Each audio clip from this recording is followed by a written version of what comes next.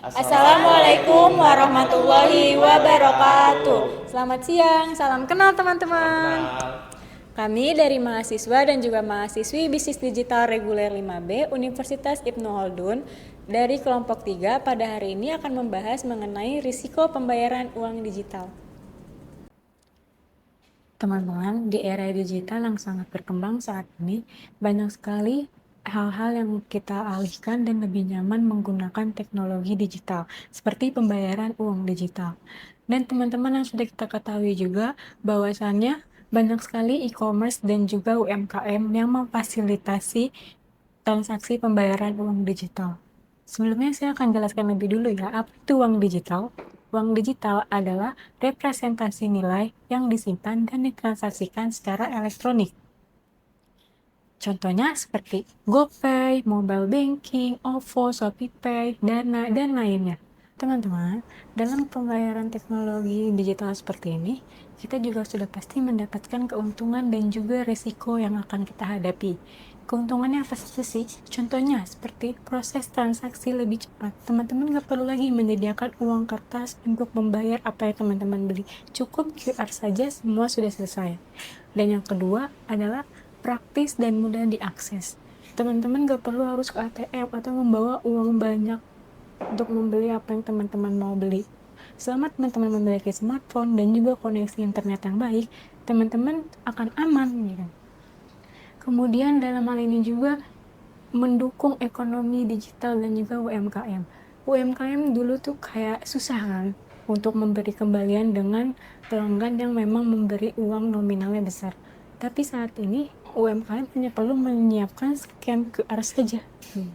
Terus yang keempat adalah mengurangi peredaran uang palsu. Dalam pembayaran transaksi uang digital ini kita bisa meminimalkannya. Dan yang terakhir adalah meningkatkan keamanan fisik. Risiko untuk kehilangan duit atau uang itu bisa diminimalkan dengan proses transaksi digital ini. Teman-teman, tadi kita sudah membahas mengenai keuntungannya. Ada juga risiko yang akan kita hadapi dari keuntungan tersebut.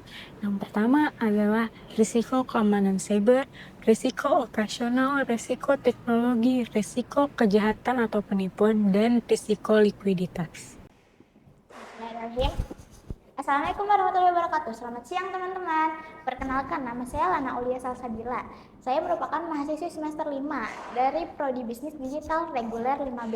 Di sini saya ingin menjelaskan lebih detail tentang resiko dalam penggunaan uang digital ataupun dompet digital. Yang pertama itu ada resiko keamanan cyber. Nah, resiko keamanan cyber ini ada beberapa contohnya. Yang pertama ada phishing, yang kedua ada malware, yang ketiga ada data breach, dan yang keempat ada aplikasi palsu yang bisa disebut menyerupai atau mirip dengan aplikasi yang asli. Nah, di sini kita dapat mengenai dampak itu seperti kehilangan saldo atau pencurian data dan juga kehilangan akun utama kita. Selanjutnya ada resiko operasional, di mana misalnya kalau resiko operasional ini dapat mengganggu berjalannya operasional aplikasi tersebut. Contohnya, misal ada sebuah aplikasi dompet digital di mana servernya itu lagi rame oleh semua pengguna dipakai bersamaan. Nah, di situ tuh servernya down. Jadi di situ kita tidak bisa untuk memberikan uang ataupun mentransfer uang kepada orang lain. Selanjutnya ada gangguan jaringan sehingga transaksi yang kita lakukan itu terganggu, dan selanjutnya adalah kesalahan pemrosesan otomatis. Di sini berikut ada beberapa contoh data berita yang kita cari. Nah, untuk selanjutnya ada resiko teknologi. Resiko teknologi ini karena keuntungan sistem pembayaran pada teknologi digital yang kompleks. Nah, update-nya itu misalnya tidak kompatibel dan kerentanan perangkat pengguna. Misalnya kan kayak HP lama yang udah lama banget, misalnya HP-nya itu cuma 32 GB kayak gitu. Itu kan belum bisa mencukupi untuk mendownload aplikasi uang digital tersebut. Selanjutnya ada resiko penipuan ataupun kejahatan. Karena ini sudah masuk ke zaman digital, di mana orang-orang serba menggunakan akses digital untuk melakukan apapun. Jadi di sini juga semakin sering terkena atau banyak banyak hal-hal kejahatan yang dilakukan secara digital. Contohnya itu adalah social engineering, ada penipuan top up ataupun rekening palsu, terus ada pun marketplace yang scam isinya penipu, dan juga ada pencucian uang yang menggunakan aset digital. Untuk selanjutnya adalah resiko hukum dan regulasi. Di resiko hukum ini ada beberapa contohnya. Yang pertama adalah pelanggaran aturan privasi data pengguna. Yang kedua adalah penerbitan uang digital yang tidak berizin. Dan yang ketiga adalah sengketa transaksi, di mana bukti digital tidak cukup. Di sini ada payment gateways, ada contactless payment, dan mobile payment apps. Untuk selanjutnya yaitu adalah risiko likuiditas. Risiko likuiditas ini sering terjadi oleh perusahaan ataupun penerbit e-money. Nah, contoh dari risiko ini yaitu yang pertama, penerbit e-money tidak mampu menyediakan dana backup yang banyak jika pengguna ingin menarik dana tersebut. Dan yang kedua, vintage itu bangkrut, di mana dana para pengguna dapat terancam ataupun akan hilang. Terima kasih. Assalamualaikum warahmatullahi wabarakatuh. Selamat siang. Perkenalkan, nama saya Maulana Farid Patin, mahasiswa Bisnis Digital reguler 5B Universitas Ibnu Khodol Bogor. Nah, di sini saya akan menjelaskan mengenai analisis dampak risiko. Yang pertama itu dampak finansial. Kehilangan saldo, kerugian perusahaan, potensi denda, dan regulator. Saya akan mengambil sebuah contoh dampak finansialnya, yaitu ketika gimana gitu, dimana kayak orang-orang itu mengirim sebuah PDF ataupun kurir mengirim sebuah PDF. Nah, dia membuka halaman PDF itu, lalu dia mengirim pesan terus-menerus dan dia ingin meminta OTP-nya, sehingga terjadinya kehilangan uang atau saldo. Itu mungkin gambaran dari saya untuk mengenai dampak finansialnya. Yang kedua yaitu dampak reputasi. Pengguna kehilangan kepercayaan berpindah ke layanan lain. Nah, di sini juga saya akan memberikan sebuah kasus, yaitu yang terjadi pada Bank Syariah Indonesia pada 2023, di mana Bank Syariah BSI ini terkena ransomware, di mana data-datanya di mana down gitu. Bank-bank ini down selama berhari-hari. Dan penanggulangan dari Bank BSI pun sedikit kurang gitu. Dan pasti membuat kepercayaan para nasabahnya itu berkurang. Apalagi RTO yang dilakukan oleh Bank BSI ini sedikit jauh gitu, karena bukan lagi berjam-jam tetapi udah berhari-hari gitu. Selanjutnya dampak yang ketiga yaitu dampak operasional, gangguan transaksi nasional. Misalnya saya akan memberikan sebuah contoh QRIS gitu. Jangan contoh QRIS deh. Saya akan memberikan sebuah contoh yang saya alami gitu. Saya ketika masih sama sangkutannya dengan Bank BSI gitu.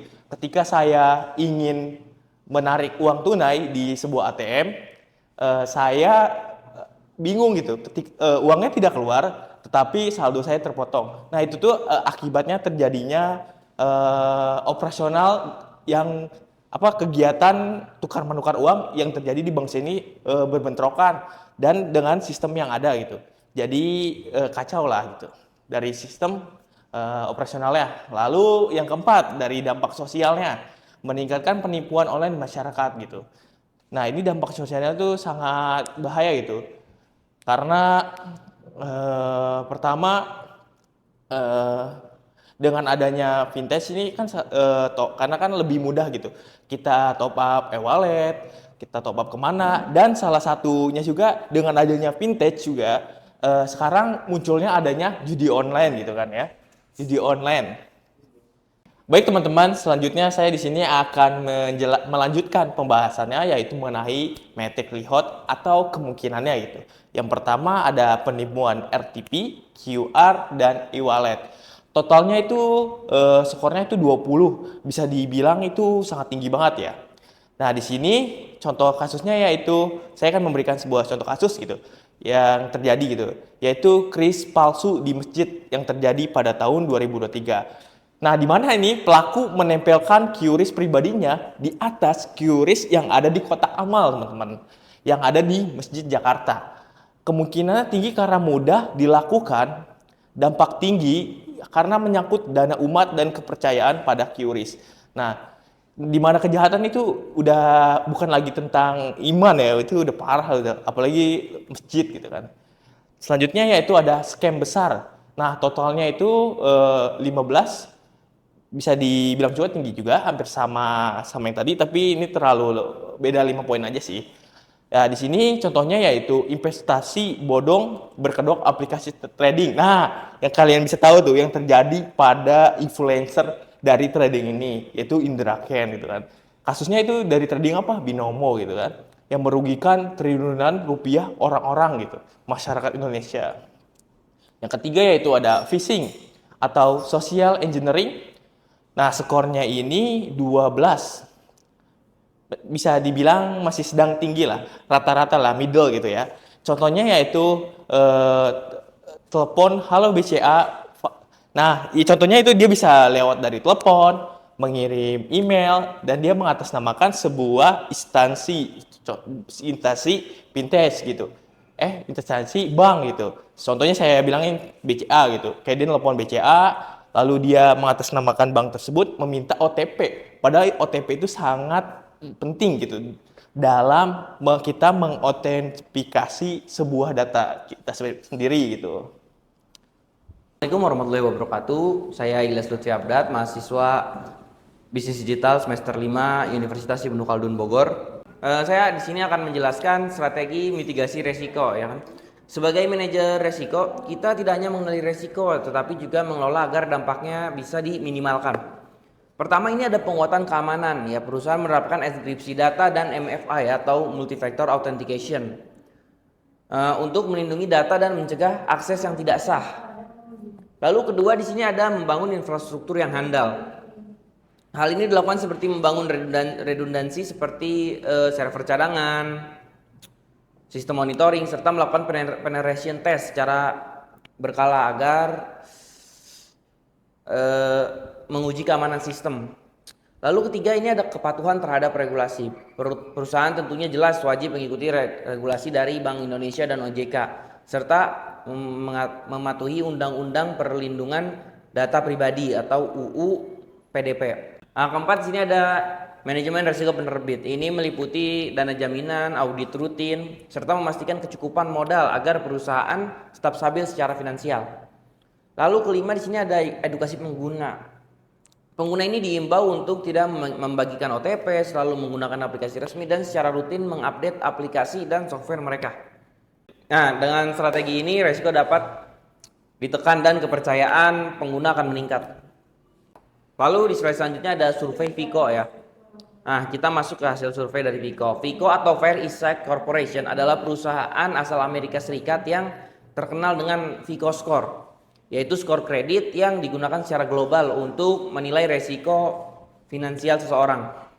Lalu dalam konteks resiko pembayaran digital, Vico melakukan survei keamanan finansial di berbagai negara, termasuk Indonesia.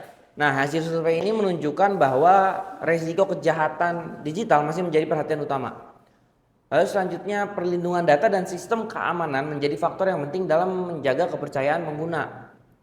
Selanjutnya, perusahaan perlu terus meningkatkan teknologi keamanan dan literasi digital masyarakat. Nah, oleh karena itu hasil survei Vico ini sendiri menjadi dasar penting bagi perusahaan dan regulator ya dalam merancang strategi mitigasi risiko yang jauh lebih efektif.